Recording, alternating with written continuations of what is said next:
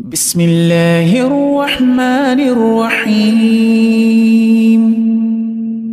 تبارك الذي بيده الملك وهو على كل شيء قدير الذي خلق الموت والحياة ليبلوكم أيكم أحسن عملا কোনো বান্দাই এমন কঠিন পরিস্থিতির মুখোমুখি জীবনেও হবে না যা বহন করার শক্তি তার থাকবে না। সুতরাং আমাদের কখনোই নিরাশ হওয়া উচিত হবে না বা ধৈর্য হারানো উচিত নয়।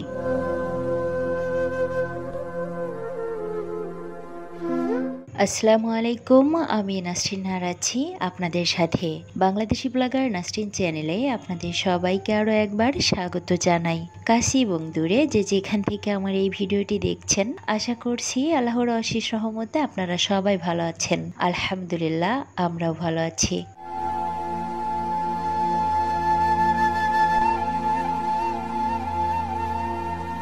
বেশ কিছুদিন পর আবারও নতুন একটি ভিডিও নিয়ে চলে এসেছি আপনাদের মাঝে। আশা করছি আমার আজকের ভিডিওটি আপনাদের কাছে ভালো লাগবে বরাবরের মতো।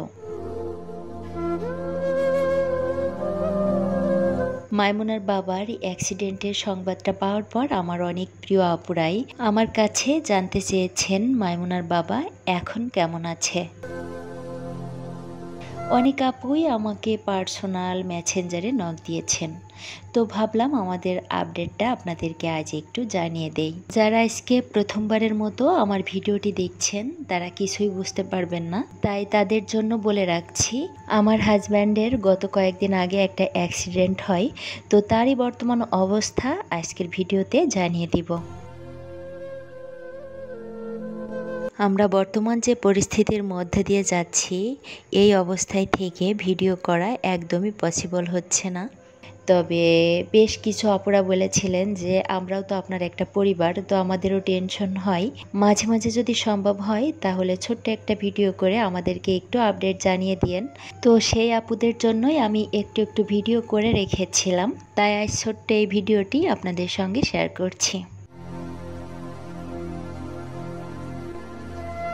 মাইমুনার বাবা অ্যাক্সিডেন্ট করার পর ও কিন্তু এখনো পর্যন্ত অ্যালোপ্যাথিক কোনো ওষুধ খায় নাই, মানে একটা নাপা ট্যাবলেটও কিন্তু খায় নাই।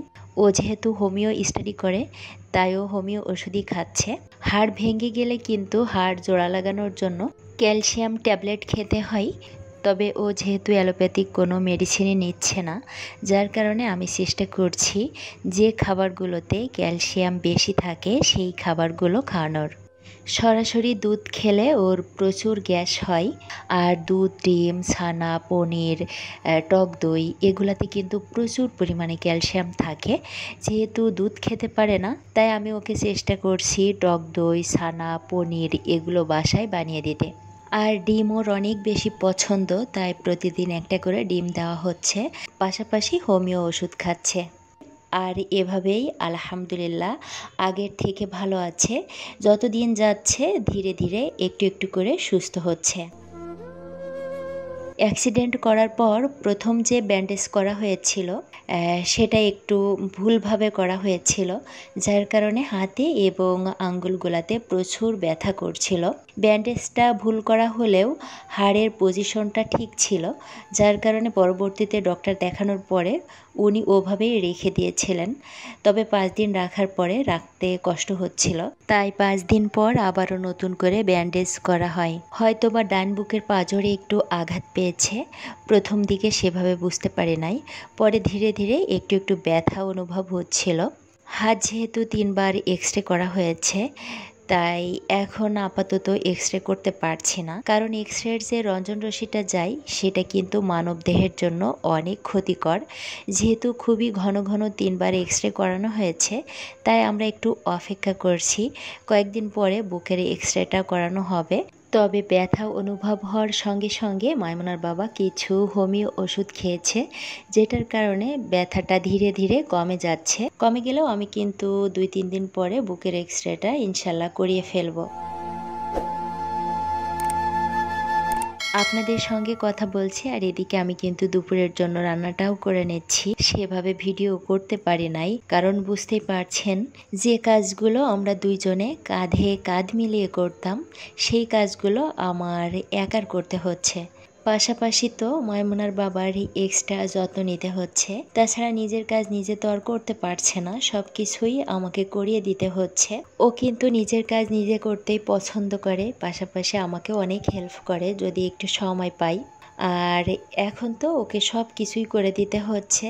এই যে নামাজ পড়তে বসেছে, আমি কিন্তু অজু করিয়ে এভাবে সুন্দর করে বসিয়ে দিয়েছি আর ও নামাজ পড়ছে। ও যখন ক্লাস 8-এ পড়ে তখন থেকে কিন্তু আলহামদুলিল্লাহ নামাজ পড়ে আর চেষ্টা করে নামাজ কাজা না করতে।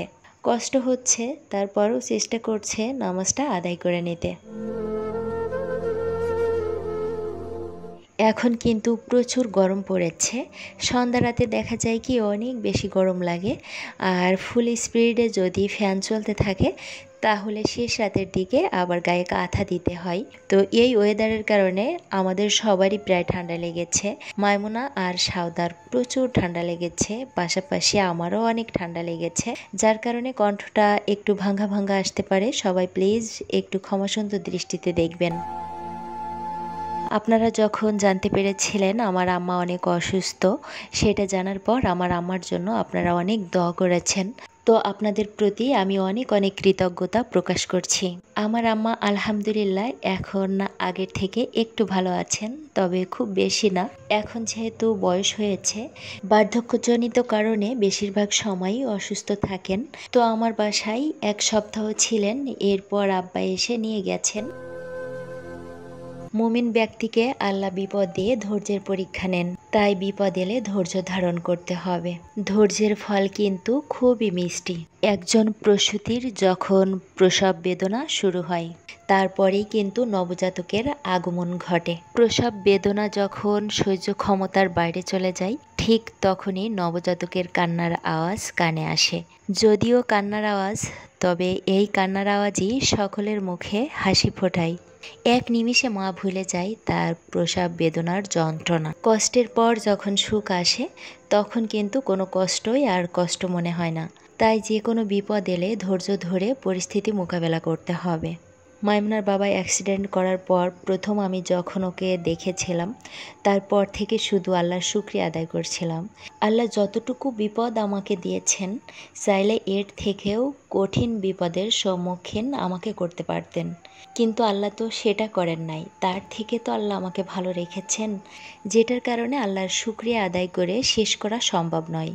তো আজকের ভিডিও এ পর্যন্তই। সবাই ভালো থাকবেন, সুস্থ থাকবেন, আমার পরিবারের জন্য দোয়া করবেন। আল্লাহ হাফেজ। আসসালামু আলাইকুম।